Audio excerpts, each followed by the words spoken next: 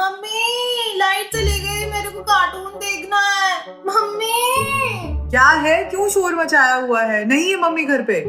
अभी लाइट चली गई, मेरे को कार्टून देखना है। नई फिल्म आई है, मेरी क्लास में सबने देख ली। टीवी बंद हो गया, टीवी चला दो ना। चुप, ये भी कोई रोने वाली बात है? बाद में आएगी तब देख लेना। कौन सा तुम्हारे सिलेबस का काम था? नहीं ना, मेरे को कार्टून देखना है, मैंने तो होमवर्क भी कर लिया है। अब देखो, मैं लाइट तो नहीं ला सकती, लेकिन एक काम कर सकते हैं। क्या? अगर मैं तुम्हें एक कहानी सुनाऊं तो?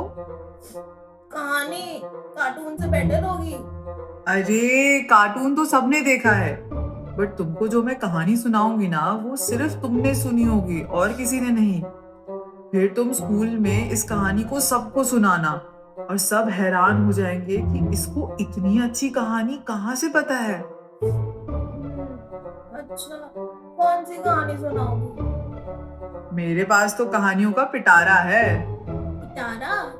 हाँ, पंचतंत्र का। ओके, सुना। एक बार की बात है, दक्षिण में महिलारोप्य नाम का एक नगर था। वहां राजा अमर शक्ति का राज्य था।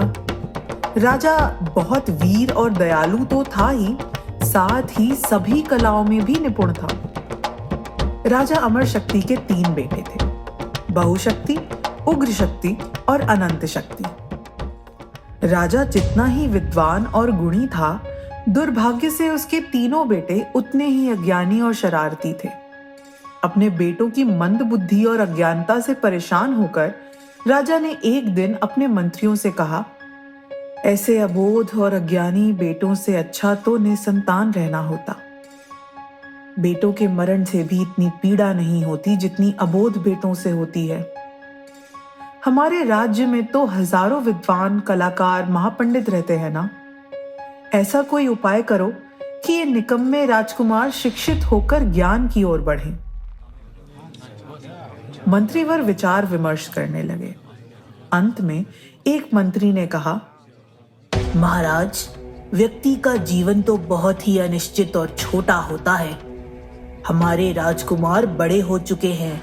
यदि उन्हें व्याकरण और शब्द शास्त्र से शुरू करेंगे तो बहुत दिन लग जाएंगे। इनके लिए तो यही ठीक होगा कि व्यवहारिक ज्ञान के आधार पर शिक्षा दी जाए। मैं एक महापंडित को जानता हूँ, उनका नाम पंडित विष्णु शर्मा है। वे सभी विद्याओं में निपुण हैं। आप शिक्षा के लिए राजकुमारों को उनको सौंप दीजिए, अवश्य ही लाभ होगा। राजा अमर शक्ति ने यही किया।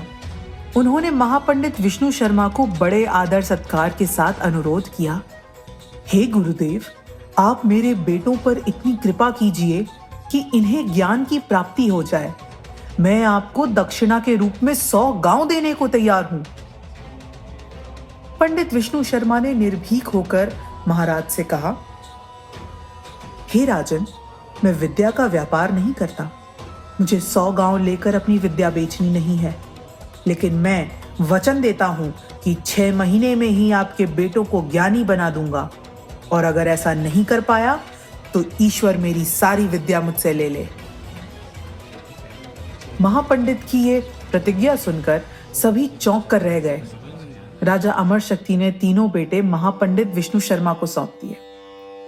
राजकुमारों को लेकर विष्णु शर्मा अपने आश्रम पहुंच गए।